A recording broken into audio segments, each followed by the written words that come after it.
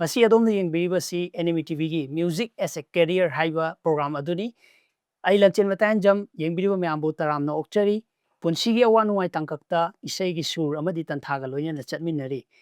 Mioy amagi punsida isai amadi kala si kayam yamna maru oibagi haibadu mayamda khanganjarke. Ngasigi Music as a Career haiba show asigi showstopper oina lenchinbiriba misak asi atai kana sunate iramdam asigi mingchat kaya purakadawriba yamna versatile oiba personality amakak mahakasi singer ni songwriter ni mahakasi ate kana sunate Ameet Mayanglambam Ameet pu NME TV ke maikai degi taramna okchari. Thank you very much, Lanchenba. Hoy Ameet ki ahan basidi ko Ameet ki mingleifam amadi ima babagi koloi mingle namtang mayamda self introduction haiba tare amtang haibiyo ba mayamda. Hoy hajarke. Aigi ming na Ameet Mayanglambam koi thangapat mapandagi ni wangai thangapat mapandagi. Ado babagi ming na Mayanglambam ibo ema mamagi na Naurem Lalita. Ameet ki chinaw kya subi. Akoi se chinaw hum suje. Yamba ma adagi che ama aduga last na yu. Oh Ameet sina kwai last ode ne ba ko. Ado Ameet che piklinge matamdagi adum isai nomagi sije adum pamaga lakpra kamaina tawe. Hoy isai je adum pamjare class 10 baw kari ngai dade je music tadi exposure di phangde adubu sei radio di sei ta ba yum da adum adi sei je radio da adum tai TV gum da adum haidi sei je adum ta adum leje ai tar. Hoy adu Ameet ki family da haiba tare ko baba da adagi di family da kana art ki line da pamjaba ta yaw pra kamaina tawe. Art ki line dadi late music ki dadi late. Ameet na pamjaru bui tawjarak ne ba. Hoy aduga akhoi hujik Manipur da tawnari sidi ko adum art and culture ki line da khoni isai pami art tawge haiba matamda parents tagi kya support se phangde ba ko aduna adu fe kanu gi di Ameet ki oina di parents tagi support se phangbra kamai tawe family gi support se kamai tawe. At the beginning haidi harak pada ko harak pada support se phangde haidi phangde means akhoi na hook and crooks thi raga haidi kumai na class pu ina kono matam ninge khalaje ada in adi matam da akhoi gi internet so leram de aduna akhoi tata photon gaina dongle ama leram ne adagi online YouTube ki videos ka download tawjaraga adagi adum vainchum tamjarapane 11 12 se na kana ai je 10 bauti nabodia tamjare nabodia da koi music class jaure Indian classical oido music se aduga in 11 12 na Delhi da tore da ju western music adum yauzare da akhoi na tajaba matam da ju western music na di ayam boina tajai Ameet ki je akhoi na sum Facebook ta kai da adum reels kuma thagalak pa leida na ko adu da akhoi na western music kuma jo ayam adum uzai adu class 11 12 tagi western koi western music class jaubena adum mai dum akhoi school gi class ai music room dra chala ko zadagi dum tamjaba phange aduga ina 11 12 loiraga college stop matam sida Delhi dadi mi se collaborate tawgi opportunity yam phange aduna mi amaga tawaga koi gi imanaba masen da band ga form tawdana I just collaborate tawgi di khudong chabdo leijai tare adu hujik pawpadi Ameet ki obi isai sumaina mayam da release tawgi bagadi layaba isai amadi tawjagre hoje amadi tawgre adu yengbiriba viewers mayam jan jo Ameet ki yamna khoithum laba khonjel da amtang tamina je ai petang hena tawgi ba yagadra si sei in handak release tawjagi bane masi akhoi gi leiriba Manipur gi current situation akhoi gi communal hatred violence thoi basida kitang seithari jagi bisai ni masi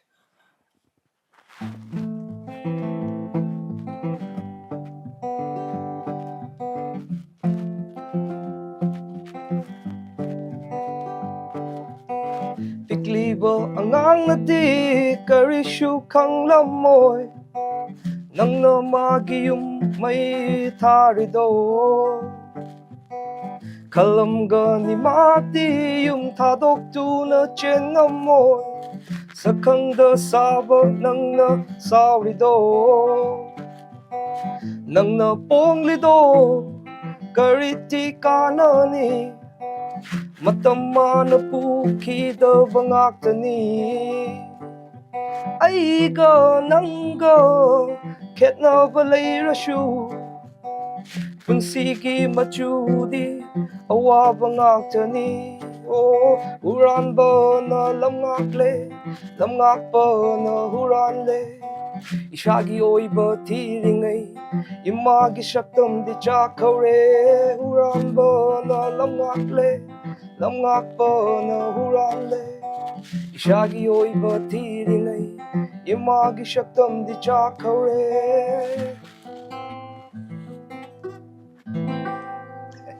Sumain tawag. Yamna nungay. Amitki isayji akoina videodadi adum tajarebako. Ah, Adu sumaina nakandega faminnerga saglakpase top top mahau ama fangi haijaba tare. live staff di music khenna bane adum. Hoi. Thank you very much. Top top mahau fangeba. Aduga akoina Amitse adum isaigumba hujiki isai isana ijarinidana ko. Man. Adu piklingai matamdagi jo akoi isaigumba iba adagidi akoi warigumba sairengumba ibase adum pamjarakpra adum irakpra kamai tawi. Pamjare adum. Adum Koina lower secondary adi class 10 badum ka kana koi ngai ngai da koi lyrics ki boy ga thamdana notebook ka maintain tawdana tawjare ta. Hoi hoi. Sairengumba idana ko Ah. sanareba. Hoi aduga Amitse hujiki akoi current situation jida tawraga sagatkiba isainidana ko. Man. Adu matung tarakpadadi sigumba isai khara adum kaino plan tawbibra kamaina tawi. Aigi hojik aduna aigi ahamba first debut single oidune Maisha kawe aduki sei do aina direction da haja odre adu adi sei Maisha kawe aduga aigi ani shubai sei je aigi single track ama hojik record tawjari ba aina plan tawjabase by the end of this next month adudi release tawgena di khanjari. Hojikti loimak semba saba loireba. Loire ayamba loijare. Hoi adu jumai pakpazu oizenu Amitse akoina Delhi da tawraga lai haibam su tajai. Man. Delhi da lairaga adum isai gije adum athage adum hona jarakpa oidera. Aina sai haja panjagi with the class 10 about the akoigi nabada the music class adum yauzare akoigi Indian music ai tare ko other influence way adaina mapan the 11 12 the akoigi music class yaw pusna western no adu dagi aina guitar je akoi ai yamba Ameet Mayanglambam ko bangon the guitar am lem matam sida adu college ka halaga matam do sum aina sum khongba hogibadagi sum hawjagi bane journey se. Adagi Amin na sibawki journey je lakpasida ko isagi music su pamba aduga mahi sing isagi education ju soidana honaba aduga music je ju isagi career moina pukhalapa siji awa nungai do journey do amtang mayam da share tawbiyone daso. Okay, isagi education ju soidana ba adagi aigi passion ju mangdana ba ko musigi lambi se it's not a very straight line. Aise graduation bauti loshinjare English honors ta Delhi da leibagi musically inclined oiba matang hayadi ngasagi artist atopa mayamga pullaga na ngasagi idea collaborate taw ngamba high school da akoigi west music room ama lei haijagi ko aina adu da dum aise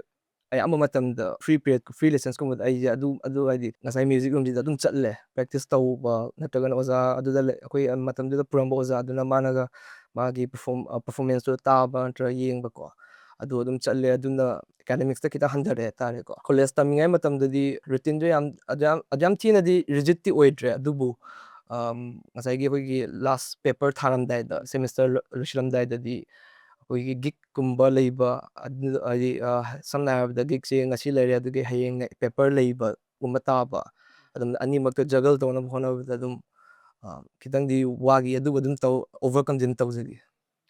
Aduga Amit ki akoina video daga ujabada ko band oina form tawbe male. Band amasule Ben oina lebi male akoi ahumga tawraga drum kaika ga tawra sapase. Adu mafam jidi studio je kalai tawraga tawbibano isai miyamse. Mafam je ayamba aina akoigi drummer Sudip kida dum magi ka da magi flat my flat mana akoigi practice room gi tab tama lei magi practice room ama lei magi my flat adu da mayamba koi je parts kumba discuss taw je adu ayamba tawraga koina record on dai the studio ama book tawraga dum adu da studio da na record taw je. Hoi adu kanagumba amna ju haineiba ko art ki line da pamba singje yamna emotional oigalli kaina haineiba adu Amit jo khoni yengjaw matam da video ga thagalakpa sum ujaw matam da hoi hawdongumba sum pet lover gumba ju maleba ko aduna Amit di emotional oigan brushing matang chi da kai haibini. Koi ay hui hawdong de dum pamje but inspiration lak pasidi tamba ngamde ay wakalon der ay adi mingon der adi songwriting se amaga mi amaga khenei ko adu ay ngon di inspiration jeng si sai ige na phammoga ibadi ade ana kanoma thaba ma tawringai da samna da chak thongmani khangde gari thobani khangde adu matam da wakal da power oi kanoma udana adagi emotion evoke tawraga si matang da si topic si se am meaning koni admine tawbado adum yawe adum matam sida in notepad ay phone da dum note ama ijauba natugana melody gumba ma laaga na dum ngangaga recorder da thammaga yum chalaga mu ꯑꯃꯨꯛ ꯌꯦꯡꯉ ꯇꯥꯏ ꯍꯥꯏꯇꯥꯔꯦ ꯍꯣꯏ ꯑꯗꯨꯒꯨꯝꯕꯁꯨ ꯑꯩꯈꯣꯏꯅ ꯍꯦꯛ ꯌꯦꯡꯕꯗꯁꯨ ꯑꯃꯤꯠꯁꯦ ꯃꯥꯟꯖꯕꯗꯣ ꯃꯤꯒꯤ ꯑꯋꯥꯕꯒꯁꯦ ꯍꯦꯛꯇ ꯎꯕꯗ ꯉꯝꯗꯕ ꯍꯥꯏꯇꯥꯔꯦꯀꯣ ꯃꯅꯤꯄꯨꯔꯗꯁꯨ ꯑꯩꯈꯣꯏꯒꯤ ꯁꯤꯆꯨꯋꯦꯁꯟ ꯃꯌꯥꯝꯁꯦ ꯑꯃꯤꯠꯅ ꯌꯦꯡꯕ ꯉꯝꯗꯕꯗꯒꯤꯅꯦꯕ ꯏꯁꯩ ꯑꯣꯏꯅꯒ ꯏꯗꯅꯒ ꯍꯣꯠꯅꯔꯛꯏꯁꯦ ꯑꯩꯈꯣꯏ ꯃꯈꯥ ꯇꯥꯅꯁꯨ ꯃꯅꯤꯄꯨꯔꯗ ꯍꯧꯖꯤꯛ ꯍꯧꯖꯤꯛ ꯇꯧꯔꯤꯕ ꯚꯥꯏꯑꯣꯂꯦꯟꯁ ꯑꯁꯤ ꯏꯁꯩꯒꯤꯔꯣꯝꯗ ꯏꯊꯣꯛꯄꯤꯔꯒꯀꯣ ꯃꯥꯂꯦꯝ ꯁꯤꯟꯕ ꯊꯨꯡꯅ ꯈꯪꯍꯟꯕꯁꯨ ꯉꯝꯕ ꯑꯣꯏꯕꯤꯌꯨ ꯑꯃꯤꯠꯁꯤꯗꯁꯨꯀꯣ ꯍꯣꯏ ꯑꯃꯤꯠꯇꯒꯤ ꯍꯧꯖꯤꯛ ꯏꯁꯥꯅ ꯏꯖꯕ ꯃꯅꯤꯄꯨꯔꯤꯒꯤ ꯏꯁꯩ ꯑꯃꯗꯤ ꯑꯩꯈꯣꯏꯅ ꯇꯥꯖꯈ꯭ꯔꯦꯕꯀꯣ ꯑꯃꯤꯠꯁꯦ ꯑꯗꯨꯝ ꯋꯦꯁꯇꯔꯟ ꯃ꯭ꯌꯨꯖꯤꯛꯁꯨ ꯄꯥꯝꯖꯕꯅꯤꯅ ꯑꯩꯈꯣꯏꯅ ꯋꯦꯁꯇꯔꯟ ꯃ꯭ꯌꯨꯖꯤꯛꯀꯤꯁꯨ ꯃꯌꯥꯝ ꯇꯥꯖꯔꯦꯀꯣ ꯑꯗ ꯌꯦꯡꯕꯤꯔꯤꯕ ꯚ꯭ꯌꯨꯋꯔ ꯃꯌꯥꯝꯗꯁꯨ ꯍꯥꯟꯅ ꯇꯥꯗꯕ ꯂꯩꯇꯥꯔꯒꯁꯨ ꯚ꯭ꯌꯨꯋꯔꯁꯤꯡꯗꯁꯨ ꯑꯝꯇꯪ ꯇꯥꯍꯟꯁꯤꯅꯦ ꯌꯥꯏ ꯋꯦꯁꯇꯔꯟꯒꯤ ꯑꯗꯣꯝꯒꯤ ꯑꯄꯥꯝꯕ ꯑꯃ ꯋꯦꯁꯇꯔꯟꯁꯦ ꯏꯁꯩꯗꯤ ꯃꯌꯥꯝ ꯄꯥꯝꯃꯦ ꯑꯗꯨꯕꯨ ꯍꯣꯏ ꯑꯄꯥꯝꯕ ꯑꯃ ꯈꯟꯕꯁꯦ ꯈꯔ ꯂꯨꯅꯗꯤ ꯊꯣꯛꯑꯦ ꯑꯗꯨꯕꯨ ꯑꯩ ꯍꯣꯏ ꯑꯃ ꯇ꯭ꯔꯥꯏ ꯉꯥꯏꯍꯥꯛꯀꯤ ꯇꯧꯖꯔꯛꯀꯦ ꯋꯥꯈꯜꯗ ꯂꯥꯛꯄꯗꯣ ꯁꯤ ꯏꯁꯩꯁꯦ ꯀꯩꯅꯣꯅ ꯕꯤꯜ ꯋꯤꯗꯔꯁꯅ ꯁꯛꯈꯤꯕ ꯏꯁꯩ ꯑꯣꯏꯗꯣꯏꯅꯦ ꯖꯁ ꯗ ꯇꯨ ꯑꯣꯐ ꯑꯁ ꯍꯥꯏꯅ ꯃꯌꯥꯝ ꯇꯥꯃꯤꯟꯅꯁꯦ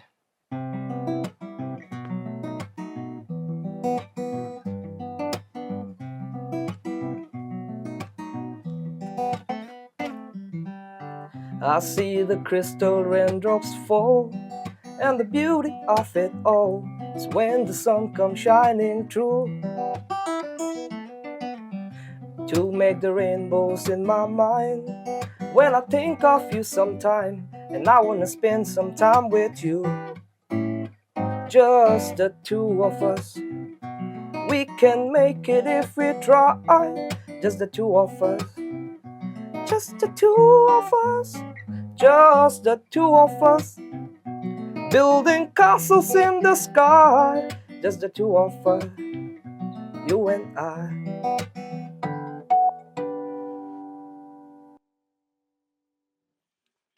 ꯌꯥꯝ ꯐꯖꯩ ꯑꯗꯨꯒ ꯑꯃꯤꯠꯅꯒ ꯁꯨꯃꯥꯏꯅ ꯏꯁꯩ ꯑꯃ ꯄꯔꯐꯣꯝ ꯇꯧꯔꯀꯥꯟꯗ ꯌꯦꯡꯕꯤꯔꯝꯕ ꯑꯣꯗꯤꯌꯟꯁ ꯃꯌꯥꯝꯅꯒꯀꯣ ꯑꯃꯤꯠꯇ ꯌꯥꯝ ꯐꯖꯅ ꯑꯩꯈꯣꯏ ꯈꯨꯕꯥꯛꯀ ꯈꯨꯗꯅ ꯌꯥꯝꯅ ꯐꯖꯅ ꯀꯩꯅꯣ ꯇꯧꯕꯤꯔꯛꯄꯁꯦ ꯑꯗꯨꯗ ꯑꯃꯤꯠꯀꯤ ꯊꯃꯣꯏꯗꯗꯤ ꯀꯩ ꯐꯥꯎꯏ ꯁ꯭ꯇꯦꯖꯇꯩꯒ ꯀꯨꯝꯊꯔꯛꯄ ꯃꯇꯝꯗ ꯍꯦꯟꯁꯦꯛꯀ ꯇꯧꯗꯅꯀꯣ ꯕ꯭ꯔꯣꯗ ꯌꯥꯝꯅ ꯐꯖꯩ ꯀꯥꯏꯅ ꯇꯧꯕꯤꯔꯛꯄꯗ ꯌꯥꯝꯅ ꯍꯔꯥꯎꯖꯩ ꯑꯗꯨꯕꯨ ꯍꯥꯏꯗꯤ ꯄꯣꯖꯤꯇꯤভ ꯔꯦꯁꯄꯣꯟꯁ ꯄꯣꯖꯤꯇꯤভ ꯐꯤꯗꯕꯦꯛ ꯑꯩꯅ ꯐꯪꯕꯁꯦ ꯇꯧꯖꯔꯨꯕꯁꯦ ꯃꯍꯩ ꯌꯥꯜꯂꯦ ꯃꯥꯅꯦ ꯀꯥꯏꯅ ꯃꯥꯅꯦ ꯑꯗꯨꯒꯤ ꯌꯥꯝ ꯅꯨꯡꯉꯥꯏꯖꯕ ꯑꯃ ꯐꯥꯎꯋꯦ ꯑꯗꯣ ꯃꯊꯪꯒꯤ ꯄꯔꯐꯣꯔꯃꯦꯟꯁꯇ ꯍꯦꯟꯅ ꯑꯃꯨꯛ ꯇꯧꯅꯕ ꯑꯩꯉꯣꯟꯗ ꯏꯟꯁꯄꯤꯔꯦꯁꯟꯁꯨ ꯑꯣꯏ ꯍꯥꯏꯇꯥꯔꯦ ꯑꯃꯤꯠꯀꯤ ꯂꯥꯏꯐꯇ ꯑꯩꯈꯣꯏꯒꯤ ꯍꯥꯏ ꯁ꯭ꯀꯨꯜ ꯂꯥꯏꯐꯇꯒ ꯍꯥꯏꯕ ꯇꯥꯔꯦ ꯍꯥꯏ ꯁ꯭ꯀꯨꯜ ꯂꯥꯏꯐꯇꯒ ꯑꯗꯨꯝ ꯇꯤꯆꯔ ꯗꯦꯒꯨꯝꯕ ꯁ꯭ꯀꯨꯜꯒꯤ ꯐꯪꯁꯟꯒꯨꯝꯕꯗ ꯏꯁꯩꯒꯨꯝꯕ ꯑꯗꯨꯝ ꯄꯔꯐꯣꯝ ꯇꯧꯕꯤꯕ ꯂꯩꯕꯤꯔꯛꯄ ꯇꯥꯔꯒꯗꯤ ꯃꯌꯥꯝꯗꯁꯨ ꯑꯗꯨꯝ ꯑꯗꯨꯒꯤ ꯑꯋꯥ ꯅꯨꯡꯉꯥꯏ ꯃꯌꯥꯝꯗ ꯋꯥꯔꯤ ꯍꯥꯏꯐꯦꯠ ꯃꯆꯥ ꯑꯝꯇꯪ ꯍꯥꯏꯕꯤꯌꯨꯅꯦ ꯍꯥꯏꯖꯔꯛꯀꯦ ꯑꯩꯈꯣꯏꯒꯤ ꯁ꯭ꯀꯨꯜꯒꯤ ꯑꯩꯈꯣꯏꯒꯤ ꯑꯦꯅꯨꯋꯦꯜ ꯗꯦꯒꯨꯝꯕ ꯑꯗꯒꯤ ꯀꯣꯂꯦꯖꯀꯤ ꯑꯩꯈꯣꯏꯒꯤ ꯀꯣꯂꯦꯖꯇ ꯃ꯭ꯌꯨꯖꯤꯛ ꯁꯣꯁꯥꯏꯇꯤꯒ ꯍꯥꯏꯅ ꯑꯩꯈꯣꯏ ꯂꯩ ꯔꯥꯝꯂꯥꯜ ꯑꯅꯟꯗ ꯇꯧꯖꯔꯦ ꯑꯩꯅ ꯀꯣꯂꯦꯖꯁꯦ ꯑꯗꯨꯗ ꯃ꯭ꯌꯨꯖꯤꯛ ꯁꯣꯁꯥꯏꯇꯤ ꯂꯩ ꯑꯗ ꯇꯤꯆꯔꯁ ꯗꯦ ꯁꯦꯂꯦꯕ꯭ꯔꯦꯁꯟꯒꯨꯝꯕ ꯑꯗꯒꯤ ꯁ꯭ꯇꯨꯗꯦꯟꯁ ꯗꯦ ꯁꯦꯂꯦꯕ꯭ꯔꯦꯁꯟꯒꯨꯝꯕꯗ ꯌꯥꯝꯅ ꯊꯋꯥꯏ ꯌꯥꯎꯖꯅ ꯍꯦꯟꯗꯣꯛꯅ ꯌꯥꯎꯖꯅ ꯑꯗꯨꯝ ꯄꯥꯔꯇꯤꯁꯤꯄꯦꯠ ꯇꯧꯖꯔꯦ ꯍꯥꯏꯇꯥꯔꯦ ꯑꯩꯈꯣꯏꯒꯤ ꯉꯁꯥꯏꯒꯤ ꯑꯥꯔꯇꯤꯁ ꯃꯌꯥꯝ ꯄꯨꯜꯂꯒ ꯁꯝꯅ ꯍꯥꯏꯔꯕꯗ ꯏꯟꯁꯇ꯭ꯔꯨꯃꯦꯟꯇꯦꯂꯤꯁ ꯗ꯭ꯔꯃꯔꯕꯨꯅꯤ ꯈꯪꯗꯦ ꯕꯦꯁ ꯄ꯭ꯂꯦꯌꯔꯕꯨꯅꯤ ꯈꯪꯗꯦ ꯒꯤꯇꯥꯔꯤꯁꯄꯨꯅꯤ ꯈꯪꯗꯦ ꯚꯣꯀꯦꯜꯅꯤ ꯈꯪꯗꯦ ꯀꯤꯕꯣꯔꯗꯅꯤ ꯈꯪꯗꯦ ꯑꯩꯈꯣꯏ ꯃꯌꯥꯝ ꯄꯨꯜꯂꯒ ꯉꯁꯥꯏꯒꯤ ꯕꯦꯟ ꯑꯃꯗ ꯈꯣꯡꯃꯤꯟꯅꯕꯒꯤ ꯀꯩꯅꯣꯁꯦ ꯅꯨꯡꯉꯥꯏ ꯍꯔꯥꯎꯕꯁꯦ ꯁꯤ ꯑꯩꯈꯣꯏꯒꯤ ꯁꯣꯂꯣ ꯈꯣꯡꯕꯒ ꯈꯦꯠꯅꯩ ꯑꯗꯨꯅ ꯁꯤꯒꯨꯝꯕ ꯑꯣꯄꯣꯔꯆꯨꯅꯤꯇꯤ ꯂꯥꯛꯄ ꯃꯇꯝꯗ ꯑꯗꯨꯝ ꯌꯥꯝꯅ ꯊꯋꯥꯏ ꯌꯥꯎꯖꯅ ꯁꯔꯨꯛ ꯌꯥꯖꯩ ꯑꯗꯨꯝ ꯍꯣꯏ ꯑꯗꯨꯒ ꯍꯧꯖꯤꯛ ꯍꯩꯔꯤꯕ ꯁꯨꯃꯥꯏꯅꯗꯤ ꯑꯗꯨꯒꯤ ꯍꯥꯏ ꯁ꯭ꯀꯨꯜ ꯂꯥꯏꯐꯇꯗꯤ ꯍꯩꯕꯗꯤ ꯅꯠꯇꯦꯗꯅꯀꯣ ꯑꯗꯨꯗ ꯍꯩꯇ ꯄꯔꯐꯣꯝ ꯇꯧꯕꯗꯨꯗ ꯑꯗꯣꯝꯗ ꯅꯣꯛꯅꯕꯤꯕꯒ ꯑꯗꯨꯃꯥꯏꯅꯗꯤ ꯌꯥꯎꯕꯤꯔꯛꯄ꯭ꯔꯥ ꯑꯗꯨꯒꯨꯝꯕ ꯁꯤꯆꯨꯋꯦꯁꯟꯁꯨ ꯑꯗꯨꯝ ꯊꯦꯡꯅꯖꯔꯛꯑꯦ ꯐꯣꯔ ꯏꯟꯁꯇꯦꯟꯁ ꯀꯣ ꯑꯩꯈꯣꯏꯅ ꯀꯣꯂꯦꯖꯀꯤ ꯕꯦꯟ ꯑꯩꯈꯣꯏꯅ ꯀꯣꯂꯦꯖꯇ ꯐꯥꯔꯁ ꯏꯌꯔ ꯀꯥꯏꯉꯩ ꯃꯇꯝꯗ ꯑꯩꯈꯣꯏꯒꯤ ꯀꯣꯂꯦꯖꯀꯤ ꯕꯦꯟ ꯑꯃ ꯐꯣꯔꯝ ꯇꯧꯖꯩ ꯑꯩꯈꯣꯏꯒꯤ ꯁꯕꯗꯤꯖꯟꯒꯤ ꯖꯦꯝ ꯄꯦꯠ ꯑꯃꯗ ꯑꯩꯈꯣꯏꯁꯦ ꯄ꯭ꯔꯦꯛꯇꯤꯁ ꯇꯧꯔꯒ ꯑꯗ ꯏꯚꯤꯅꯤꯡꯁꯤꯗ ꯑꯩꯈꯣꯏꯒꯤ ꯗꯥ ꯀꯦꯟꯗꯤ ꯍꯣꯏ ꯕꯦꯟꯁꯦ ꯀꯩꯅꯣꯗ ꯈꯣꯡ ꯂꯩꯔꯝꯃꯦ ꯁꯨꯇ꯭ꯔꯥ ꯍꯥꯏꯅ ꯁꯥꯏꯕꯔ ꯒꯨꯔꯒꯥꯎꯟꯗ ꯚꯦꯅ꯭ꯌꯨ ꯑꯃ ꯂꯩ ꯑꯗ ꯈꯣꯡꯕꯁꯤꯗ ꯃꯣꯏꯒꯤ ꯕ꯭ꯔꯦꯛ ꯊꯥꯏꯉꯩꯁꯤꯗ ꯑꯩꯈꯣꯏꯁꯨ ꯄ꯭ꯔꯦꯛꯇꯤꯁ ꯇꯧꯔꯒ ꯍꯜꯂꯛꯄꯅꯤꯅ ꯑꯩꯈꯣꯏꯁꯨ ꯑꯝꯇ ꯈꯣꯡꯒꯦ ꯍꯥꯏꯗꯅ ꯔꯤꯀ꯭ꯋꯦꯁ ꯇꯧꯖꯕꯁꯤꯗ ꯌꯥꯕꯤꯔꯛꯑꯦ ꯑꯗ ꯑꯩꯈꯣꯏ ꯀꯥꯈꯠꯂꯒ ꯈꯣꯡꯕ ꯃꯇꯝꯁꯤꯗ ꯀꯩꯅꯣꯁꯦ ꯍꯥꯏꯗꯤ ꯑꯗꯨꯒꯤ ꯃꯇꯝꯗꯗꯤ ꯑꯩꯈꯣꯏꯁꯦ ꯀꯩꯅꯣ ꯑꯦꯃꯦꯆꯔ ꯑꯣꯏꯕ ꯃꯈꯣꯟꯗ ꯕꯦꯟꯒꯤ ꯁꯥꯎꯟꯗꯣ ꯍꯥꯏꯗꯤ ꯑꯦꯃꯦꯆꯔ ꯑꯣꯏꯔꯤꯕꯅꯤꯅ ꯉꯁꯥꯏꯒꯤ ꯑꯩꯈꯣꯏꯒꯤ ꯁꯥꯎꯟ ꯏꯟꯖꯤꯅꯤꯌꯔ ꯚꯦꯅ꯭ꯌꯨꯗ ꯂꯩꯔꯝꯕ ꯁꯥꯎꯟ ꯏꯟꯖꯤꯅꯤꯌꯔꯗꯨꯅ ꯑꯩꯈꯣꯏꯒꯤ ꯁꯥꯎꯟꯁꯦ ꯄꯨꯂꯞ ꯃꯨꯊꯠꯈꯤꯕꯒ ꯌꯥꯎꯋꯦ ꯍꯧꯖꯤꯛ ꯆꯍꯤ 8-9 ꯃꯃꯥꯡꯒꯤ ꯋꯥꯔꯤꯅꯤ ꯍꯧꯖꯤꯛ ꯇꯥꯔꯗꯤ ꯐꯅꯌꯥꯝ ꯏꯝꯄ꯭ꯔꯨꯞ ꯇꯧꯔꯦ ꯍꯥꯏꯅꯤꯡꯉꯦ ꯑꯃꯤꯠꯀꯤ ꯁꯨꯃꯥꯏꯅ ꯃ꯭ꯌꯨꯖꯤꯛꯀꯤ ꯂꯥꯏꯟꯁꯤꯗ ꯑꯣꯖꯥ ꯒꯨꯔꯨ ꯅꯥꯏꯔꯒ ꯆꯪꯉꯛꯄꯁꯤꯗꯀꯣ ꯑꯃꯤꯠꯀꯤ ꯈ꯭ꯋꯥꯏꯗꯒꯤ ꯐꯦꯚꯣꯔꯥꯏꯠ ꯑꯣꯏꯕ ꯐꯦꯚꯣꯔꯥꯏꯠ ꯑꯣꯏꯕ ꯑꯣꯖꯥ ꯑꯗꯣꯝꯒꯤ ꯑꯃꯤꯠꯅꯁꯨ ꯌꯥꯝꯅ ꯏꯟꯁꯄꯥꯌꯔ ꯇꯧꯖꯕ ꯑꯣꯖꯥꯒ ꯂꯩꯕꯤꯕ ꯇꯥꯔꯒꯗꯤ ꯃꯌꯥꯝꯗ ꯃꯃꯤꯡ ꯑꯝꯇꯪ ꯄꯟꯕꯤꯔꯝꯃꯨꯅꯦ ꯍꯥꯏꯖꯔꯛꯀꯦ ꯍꯣꯏ ꯑꯩꯈꯣꯏ ꯑꯩꯅ 11 12ꯇ ꯒꯤꯇꯥꯔ ꯇꯝꯕ ꯍꯧꯖꯔꯦ ꯑꯗꯨꯒ ꯃꯇꯝꯗꯨꯗꯗꯤ ꯑꯣꯖꯥ ꯒꯨꯔꯨꯗꯤ ꯅꯥꯏꯅ ꯇꯝꯃꯛꯇꯦ ꯏꯟꯇꯔꯅꯦꯠꯇꯒꯤ ꯍꯦꯜꯞ ꯑꯌꯥꯝꯕ ꯂꯧꯏ ꯌꯨꯇ꯭ꯌꯨꯕꯀꯨꯝꯕꯗꯒꯤ ꯅꯠꯇ꯭ꯔꯒꯅ ꯂꯥꯏꯔꯤꯛꯀꯨꯝꯕꯗꯒꯤ ꯑꯗꯒꯤ ꯑꯩꯒꯤ ꯒ꯭ꯔꯦꯖꯨꯑꯦꯁꯟꯒꯤ ꯊꯥꯔꯠ ꯏꯌꯔ ꯂꯥꯁ ꯏꯌꯔꯁꯤ ꯂꯥꯁ ꯁꯦꯃꯤꯁꯇꯔ ꯑꯗꯨꯋꯥꯏꯁꯤꯗ ꯑꯩꯅ ꯇꯔꯅꯤꯡ ꯄꯣꯏꯟ ꯑꯃ ꯑꯩꯅ ꯁꯨꯝ ꯑꯩ ꯋꯥꯈꯜ ꯍꯥꯏꯗꯤ ꯑꯩꯒꯤ ꯉꯁꯥꯏꯒꯤ ꯀꯔꯤꯌꯔꯁꯤꯒꯤ ꯇꯔꯅꯤꯡ ꯄꯣꯏꯟ ꯑꯃ ꯑꯣꯏꯗꯣꯏꯅꯦ ꯒ꯭ꯔꯦꯖꯨꯑꯦꯁꯟꯒꯤ ꯂꯥꯁ ꯏꯌꯔꯁꯤꯗ ꯑꯩꯅ ꯃ꯭ꯌꯨꯖꯤꯛꯁꯦ ꯑꯣꯖꯥ ꯒꯨꯔꯨ ꯅꯥꯏꯅ ꯇꯝꯃꯒꯦ ꯍꯥꯏꯅ ꯇꯧꯔꯛꯄ ꯃꯇꯝꯗꯨꯗ ꯁ꯭ꯀꯨꯜ ꯑꯅꯤ ꯂꯩꯔꯝꯃꯦ ꯄꯔꯤꯀꯃꯥ school of music and blue notes ꯍꯥꯏꯅ ꯗꯦꯜꯂꯤꯗ ꯕꯦꯁ ꯇꯧꯕ ꯁ꯭ꯀꯨꯜ ꯉꯥꯛꯇꯅꯦ ꯑꯗꯨꯗ ꯕ꯭ꯂꯨ ꯅꯣꯠꯇ ꯑꯩꯅ ꯆꯠꯂꯒ ꯑꯦꯟꯔꯣꯜ ꯇꯧꯔꯦ ꯑꯗꯨꯗ ꯑꯩꯈꯣꯏꯒꯤ ꯄ꯭ꯔꯅꯩ ꯁꯔ ꯍꯥꯏꯅ ꯄ꯭ꯔꯅꯩ ꯒꯨꯔꯨꯡ ꯃꯉꯣꯟꯗꯒꯤ ꯇꯝꯖꯔꯦ ꯒꯤꯇꯥꯔꯁꯦ ꯑꯗ ꯃ꯭ꯌꯨꯖꯤꯛ ꯊꯤꯑꯣꯔꯤꯁꯨ ꯑꯌꯥꯝꯕ ꯑꯗꯨꯗꯒꯤ ꯂꯣꯏꯅ ꯃꯈꯣꯡ ꯁꯦꯡꯅ ꯇꯝꯃꯦ ꯃꯅꯤꯄꯨꯔꯒꯤ ꯍꯧꯖꯤꯛ ꯍꯧꯖꯤꯛ ꯂꯩꯔꯤꯕ ꯕꯦꯟ ꯃꯌꯥꯝ ꯑꯗꯒꯤꯗꯤ ꯁꯤꯡꯒꯔ ꯂꯩꯔꯤꯕ ꯃꯌꯥꯝꯁꯤꯗꯒꯤ ꯑꯃꯤꯠꯀꯤ ꯈ꯭ꯋꯥꯏꯗꯒꯤ ꯐꯦꯚꯣꯔꯥꯏꯠ ꯑꯣꯏꯕ ꯁꯤꯡꯒꯔꯁꯤ ꯀꯔꯝꯕ ꯑꯣꯏ ꯈ꯭ꯋꯥꯏ ꯐꯦꯚꯣꯔꯥꯏꯠ ꯑꯣꯏꯕ ꯁꯤꯡꯒꯔꯁꯦ ꯌꯥꯝꯅ ꯂꯩ ꯍꯥꯏꯇꯥꯔꯦꯀꯣ ꯑꯗꯨꯕꯨ ꯇꯨ ꯅꯦꯝ ꯑ ꯐ꯭ꯌꯨ ꯀꯣꯏꯁꯨ ꯑꯗꯨꯝ ꯇꯥꯕꯗ ꯌꯥꯝꯅ ꯅꯨꯡꯉꯥꯏ ꯑꯗꯒꯤ ꯗꯥꯈꯨ ꯏꯝꯐꯥꯜ ꯇꯣꯀꯤꯁ ꯑꯗꯒꯤ ꯁꯤꯌꯣꯝꯗ ꯆꯥꯎꯕ ꯃꯣꯏꯒꯤ ꯁꯣꯡ ꯔꯥꯏꯇꯤꯡ ꯑꯩꯉꯣꯟꯗ ꯌꯥꯝ ꯏꯟꯁꯄꯥꯌꯔꯠ ꯑꯣꯏ ꯑꯩꯈꯣꯏꯅ ꯇꯥꯖꯕꯗꯁꯨ ꯗꯀꯣꯏꯒꯤ ꯏꯁꯩ ꯑꯃꯗꯤ ꯑꯃꯤꯠꯅ ꯁꯛꯈꯤꯕ ꯑꯃ ꯇꯥꯖꯩ ꯀꯣꯚꯔ ꯁꯣꯡ ꯑꯣꯏꯅ ꯍꯣꯏ ꯑꯗꯨꯁꯨ ꯚ꯭ꯌꯨꯋꯔ ꯃꯌꯥꯝꯗ ꯑꯃꯨꯛꯇꯪꯒ ꯔꯤꯀ꯭ꯔꯦꯠ ꯇꯧꯕꯤꯕ ꯌꯥꯒꯗ꯭ꯔꯥ ꯍꯣꯏ ꯇꯧꯖꯔꯛꯀꯦ ꯆꯠꯂꯨꯁꯤ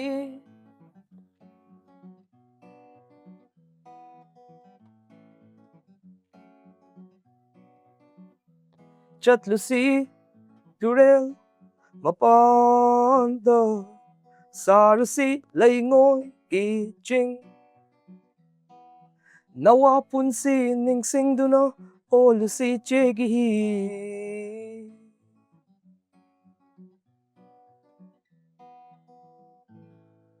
ꯃꯇꯦꯛꯁꯤꯗꯪ ꯉꯪꯖꯔꯛꯀꯦ ꯑꯩ ꯊꯥꯒꯠꯆꯔꯤ ꯑꯥꯔꯠꯄꯨ ꯄꯥꯝꯖꯕ ꯃꯤꯑꯣꯏ ꯈꯨꯗꯤꯡꯃꯛꯇ ꯊꯣꯛꯄ ꯊꯧꯗꯣꯛꯅꯦꯕ ꯑꯃꯤꯠꯁꯤꯗꯤꯀꯣ ꯑꯗꯨꯅ ꯑꯃꯤꯠꯅꯁꯨ ꯁꯨꯃꯥꯏꯅ ꯃ꯭ꯌꯨꯖꯤꯛꯀꯤ ꯂꯥꯏꯟꯁꯤꯗ ꯏꯁꯩ ꯅꯣꯡꯃꯥꯏꯒꯤ ꯂꯥꯏꯟꯁꯤꯗ ꯄꯥꯝꯖꯅ ꯇꯧꯖꯔꯛꯄꯗ ꯑꯃꯤꯠꯀꯤ ꯐꯦꯃꯤꯂꯤꯒꯤ ꯁꯥꯏꯠꯇꯒꯤ ꯔꯤꯂꯦꯇꯤꯞꯁꯀꯤ ꯁꯥꯏꯠꯇꯒꯤ ꯑꯃꯤꯠꯇ ꯗꯤꯁꯀꯔꯦꯖ ꯇꯧꯔꯛꯄ ꯏꯁꯩ ꯅꯣꯡꯃꯥꯏꯗꯣ ꯇꯧꯔꯨꯅꯦ ꯂꯥꯏꯔꯤꯛ ꯇꯝꯃꯨꯅꯦ ꯁꯨꯃꯥꯏꯅ ꯁꯔꯀꯥꯔꯒꯤ ꯊꯕꯛ ꯇꯧꯅꯕ ꯇꯧꯁꯤꯅꯦ ꯀꯥꯏꯅ ꯍꯥꯏꯔꯒ ꯏꯟꯖꯜꯂꯛꯄ ꯗꯤꯁꯀꯔꯦꯖ ꯇꯧꯔꯛꯄ ꯌꯥꯎꯕꯤꯕ꯭ꯔꯥ ꯍꯧꯔꯛꯄꯗꯗꯤ ꯈꯔ ꯗꯤꯁꯀꯔꯦꯖ ꯈꯤꯇꯪ ꯑꯗꯨꯝ ꯐꯥꯎꯋꯦ ꯍꯥꯏꯗꯤ ꯑꯩꯈꯣꯏꯒꯤ ꯁꯔꯀꯥꯔꯒꯤ ꯊꯕꯛꯀꯨꯝꯕ ꯇꯧꯍꯟꯅꯤꯡꯕ ꯑꯗꯨꯒ ꯅꯠꯇ꯭ꯔꯒꯅ ꯍꯥꯏꯗꯤ ꯁꯤꯟꯐꯝ ꯂꯝꯕꯤꯁꯦ ꯀꯔꯤꯌꯔꯁꯦ ꯑꯇꯣꯞꯄ ꯁꯥꯏꯠ ꯑꯇꯣꯞꯄ ꯂꯥꯏꯟ ꯑꯃꯗ ꯑꯣꯏꯅ ꯏꯟꯍꯟꯅꯤꯡꯕꯒꯨꯝꯕ ꯑꯗꯨꯕꯨ ꯍꯧꯖꯤꯛꯇꯤ ꯑꯩꯅ ꯉꯁꯥꯏ ꯑꯩꯒꯤ ꯄꯦꯁꯟꯗꯨꯅ ꯍꯦꯟꯕꯗꯨ ꯎꯕꯗ ꯑꯗꯨꯝ ꯐꯦꯃꯤꯂꯤꯅ ꯑꯗꯨꯝ ꯁꯞꯄꯣꯔꯠ ꯇꯧꯔꯛꯑꯦ ꯑꯃꯤꯠꯁꯦ ꯗꯦꯜꯂꯤꯗ ꯂꯩꯔꯒ ꯍꯧꯖꯤꯛ ꯑꯗꯣꯝꯒꯤ ꯃ꯭ꯌꯨꯖꯤꯛꯀꯤ ꯂꯥꯏꯟꯁꯤꯁꯨ ꯀꯟꯅ ꯇꯝꯕꯤꯔꯤꯅꯤ ꯍꯥꯏꯔꯤ ꯑꯃꯤꯠꯁꯦ ꯗꯦꯜꯂꯤꯗ ꯂꯩꯔꯒ ꯀꯩꯀꯩ ꯀꯦꯔꯤꯌꯔꯁꯤ ꯀꯔꯤ ꯇꯧꯒꯦ ꯍꯥꯏꯅ ꯈꯟꯕꯤꯒꯦ ꯍꯧꯖꯤꯛ ꯍꯧꯖꯤꯛ ꯀꯔꯤ ꯆꯠꯊꯕꯤꯔꯤꯒꯦ ꯑꯗꯨꯁꯨ ꯑꯝꯇꯪ ꯍꯥꯏꯕꯤꯌꯨꯅꯦ ꯍꯧꯖꯤꯛꯁꯦ ꯑꯗꯨꯝ ꯋꯤꯀꯦꯟꯗ ꯑꯌꯥꯝꯕ ꯒꯤꯛꯁ ꯑꯗꯨꯝ ꯈꯣꯡꯉꯦ ꯑꯗꯨꯒ ꯁꯪꯕ ꯃꯇꯝꯗ ꯑꯩꯈꯣꯏꯒꯤ ꯁꯦꯁꯟ ꯃ꯭ꯌꯨꯖꯤꯛ ꯑꯣꯏꯅ ꯁꯦꯁꯟ ꯃ꯭ꯌꯨꯖꯤꯁꯤꯌꯟ ꯑꯣꯏꯅ ꯃꯤꯒꯤ ꯕꯦꯟꯗꯒ ꯁꯦꯁꯟ ꯄ꯭ꯂꯦꯌꯔ ꯑꯣꯏꯅ ꯑꯗꯨꯝ ꯈꯣꯡꯕ ꯆꯠꯂꯦ ꯑꯗꯨꯒ ꯑꯩꯒꯤ ꯐꯨꯜ ꯇꯥꯏꯝꯗꯤ ꯀꯩꯅꯣ ꯑꯣꯖꯥ ꯑꯣꯏꯅ ꯋꯦꯁꯇꯔꯟ ꯃ꯭ꯌꯨꯖꯤꯛ ꯇꯤꯆꯔ ꯑꯣꯏꯅ MT ꯒ꯭ꯂꯣꯕꯦꯜ ꯁ꯭ꯀꯨꯜꯗ ꯄꯨꯖꯔꯤ ꯍꯧꯖꯤꯛ ꯑꯗꯨꯒ ꯑꯃꯤꯠꯀꯤ ꯍꯧꯖꯤꯛ ꯍꯧꯔꯛꯂꯤꯕ ꯅꯍꯥꯁꯤꯡꯗ ꯃ꯭ꯌꯨꯖꯤꯛꯄꯨ ꯄꯥꯝꯖꯅ ꯑꯥꯔꯠ ꯑꯦꯟ ꯀꯜꯆꯔꯒꯤ ꯂꯥꯏꯟꯁꯤꯕꯨ ꯄꯥꯝꯖꯅ ꯍꯧꯔꯛꯂꯤꯕ ꯅꯍꯥꯁꯤꯡꯗꯗꯤꯀꯣ ꯃꯣꯏꯁꯨ ꯁꯞꯄꯣꯔꯠ ꯐꯪꯗꯕꯒꯤ ꯐꯦꯁ ꯃꯌꯥꯝ ꯇꯧꯔꯝꯒꯅꯦꯕ ꯑꯗꯣ ꯑꯃꯤꯠꯅꯁꯨ ꯃꯣꯏꯗ ꯆꯥꯎꯔꯥꯛꯄ ꯃꯦꯁꯦꯖ ꯑꯃꯇꯪ ꯅꯍꯥꯁꯤꯡꯗ ꯑꯃꯤꯠꯀꯤ ꯃꯈꯥ ꯇꯥꯕꯁꯤꯡꯁꯤꯗ ꯌꯨꯠꯁꯤꯡꯁꯤꯗ ꯑꯥꯔꯠ ꯑꯦꯟ ꯀꯜꯆꯔꯕꯨ ꯄꯥꯝꯖꯔꯤꯕ ꯃ꯭ꯌꯨꯖꯤꯛꯄꯨ ꯄꯥꯝꯖꯔꯤꯕ ꯂꯥꯏꯟꯁꯤꯡꯁꯤꯗ ꯑꯝꯇꯪ ꯃꯦꯁꯦꯖ ꯑꯝꯇꯪ ꯄꯤꯕꯤꯌꯨꯕ ꯄ꯭ꯔꯦꯛꯇꯤꯁ ꯂꯦꯞꯇꯕꯤꯗ ꯑꯗꯨꯝ ꯇꯧꯒꯗꯕꯅꯤ ꯑꯗꯨꯒ